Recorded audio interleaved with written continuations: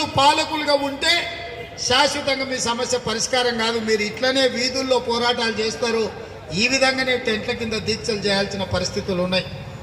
మీ సమస్యకు పరిష్కారం ఈ ప్రభుత్వం పోవడమే, చంద్రశేఖరరావు గద్దె దిగడమే. మీరు అది గుర్తించినప్పుడే మీ సమస్యకు పరిష్కారం దొరుకుతుంది. మీ పట్ల మాకున్న అభిమానం, మీ నియామకం చేపట్టిందే మేము. మీకు ఉద్యోగ అవకాశాలు ఇప్పించిందే కాంగ్రెస్ పార్టీ, ఇచ్చిందే కాంగ్రెస్ పార్టీ. మరి ఇవాళ మిమ్మల్ని ఆదుకునే బాధ్యత కూడా కాంగ్రెస్ పార్టీ తీసుకుంటుంది. కాంగ్రెస్ పార్టీ అధ్యక్షుడిగా తప్పకుండా 100 రోజుల్లో తెలంగాణ రాష్ట్రంలో కాంగ్రెస్ పార్టీ అధికారంలోకి వస్తుంది. మిమ్మల్ని మీ సంఘాల నాయకులను పిలిపించి హైదరాబాద్లో సచివాలయంలో దర్బారుగా మిమ్మల్ని కూర్చోబెట్టి మీ సమస్యలు మాట్లాడి, మా ఆడబిడ్డల సమస్యలు చాలా చెప్పిండ్రు. నేను ప్రస్తావించకపోయిన ఆ సమస్యల పట్ల నాకు అవగాహన ఉన్నది. ఎందుకంటే గతంలో మీ ఉద్యమాలలో మా యూత్ కాంగ్రెస్ అధ్యక్షుడు మా వాళ్ళందరూ కూడా ఇందిరా పార్క్ దగ్గర మీతో పాటు దీక్షలో కూర్చుకున్నారు. ఆ రోజు నేను రాలేకపోయినా మా రాష్ట్ర యూత్ అధ్యక్షుడు శివసేనను వాళ్ళందరినీ మీకు అండగా పంపించడం జరిగింది. ఈ సమస్య పట్ల మీరు లేవనెత్తుతున్న అంశాల పట్ల నాకు సంపూర్ణమైన అవగాహన ఉన్నది. ఇవి పరిష్కరించలేనంత జటిలమైన సమస్యలు కూడా రావు. ఇవాళ ప్రభుత్వం అనుకుంటే 1 గంటలో మీ సమస్యలు పరిష్కారం అవుతాయి. మిమ్మల్ని కూర్చోబెట్టి మాట్లాడితే పరిష్కరించగలిగిన సమస్యలు అనుకుంటే అక్కడనే మిమ్మల్ని కూర్చోబెట్టి మీరు ఛాయ్ తాగే లోపల జీవో ఇచ్చి మిమ్మల్ని పంపించవచ్చు. మీ ముఖాలలో సంతోషం చూడొచ్చు. కానీ చంద్రశేఖరరావు ప్రాధాన్యత అది కాదు. విద్యను ప్రైవేటైజ్ చేయడమే, ప్రైవేటు వ్యక్తుల్లో విద్యను వ్యాపారం చేయడమే. ఇవాళ పాఠశాలల నుంచి యూనివర్సిటీల వరకు ప్రైవేటు వ్యక్తులే వ్యాపారం చేసుకోవాలి, ప్రైవేటు వాళ్ళే బాగుపడాలి. ప్రభుత్వ విద్యను మొత్తం విధ్వంసం చెయ్యాలి, పేదలకు విద్యను దూరం చెయ్యాలి.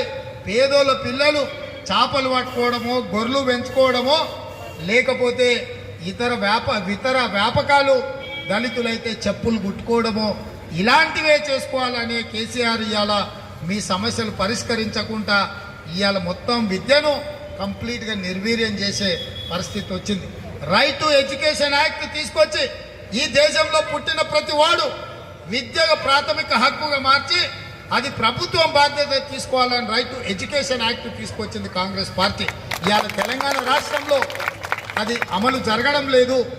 రాష్ట్ర ప్రభుత్వాలు అమలు చేయాల్సిన రైట్ టు ఎడ్యుకేషన్ యాక్ట్ ఇవాళ తెలంగాణ రాష్ట్రంలో అమలు జరగడం లేదు. రైట్ టు ఎడ్యుకేషన్ యాక్ట్ అమలు చేసినప్పుడు మీ విద్యా వాలంటీర్స్ కానీ, ఎస్ఎస్ఏ ఉద్యోగులు కానీ వీళ్ళందరికీ ఉద్యోగ భద్రత ఉంటుంది, మీ సమస్యలకు పరిష్కారం దొరుకుతుంది. అందుకే నేను మిమ్మల్ని అందరినీ ఒకటే మాట నేను చెప్పదలుచుకున్నా. అన్నీ కొట్లాడతారు, అన్నీ చేస్తారు, ప్రభుత్వం మీద పోరాడతారు. పట్టభద్రులు ఎమ్మెల్సీ వస్తే మళ్ళీ మా సుట్టపోడైనా మాకు తెచ్చినోడైనా మళ్ళీ పోయి మీరు ఓట్లు అక్కడనే వేస్తారు. రేపటి ఎన్నికలలో కూడా మీరందరు కంకణం కట్టుకుంటే ఎంతసేపు చంద్రశేఖరరావుకి ఇవాళ అధికారం ఇచ్చింది మీరు కాదా? ఇవాళ మీ ఓట్లతో గెలవలేదా? అధికారం ఇచ్చిన మీరు అధికారాన్ని దించలేరా? మీ బలం మీ చేతిలో మీరు అర్థం చేసుకుంటలేరు. మీకున్న బలం ఒక్కొక్కరు 25,000 కుటుంబాలు, మీరు ఒక్కొక్క కుటుంబం ఒక 10 కుటుంబాలను టార్గెట్ పెట్టుకొని బయటికి పోవాల్సిన అవసరం లేదు. పొద్దున 1 అరగంట, సాయంత్రం 1 అరగంట. మా అక్కలు ఈటీవీ మా టీవీలో సీరియల్ చూడకుండా 1 అరగంట సాయంత్రం పొద్దున కష్టపడితే చంద్రశేఖరరావును గద్దె దించుడు పెద్ద సమస్య కాదు.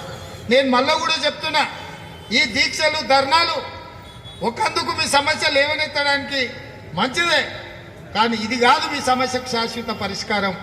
పాలకులు గద్దె దిగాలి. పాలకులు గద్దె దిగాలంటే మీరు ఒక ఎక్స్ట్రా అవర్ పనిచేయాలి. మీరు ఎక్స్ట్రా అవర్ పనిచేసినప్పుడే ఈరోజు ఈ ప్రభుత్వాన్ని గద్దె దించే అవకాశం ఉంది. మీ ఉద్యోగ భద్రత ఇవాళ జరిగే అవకాశం ఉంది. మీ ఉద్యోగాలు భద్రంగా ఉండాలి. మీకు ఉద్యోగ భద్రత ఉండాలి అంటే చంద్రశేఖరరావు ఉద్యోగం ఊడాలి. ఇక మీ సమస్య పరిష్కారం మీ చేతుల్లో ఉంది. మీ ఉద్యోగాలు పదిలంగా ఉండాలంటే చంద్రశేఖరరావు ఉద్యోగం ఊడాలి, ఆయన కొడుకు ఉద్యోగం ఊడగొట్టాలి. మీరు అది ఊడగొట్టండి.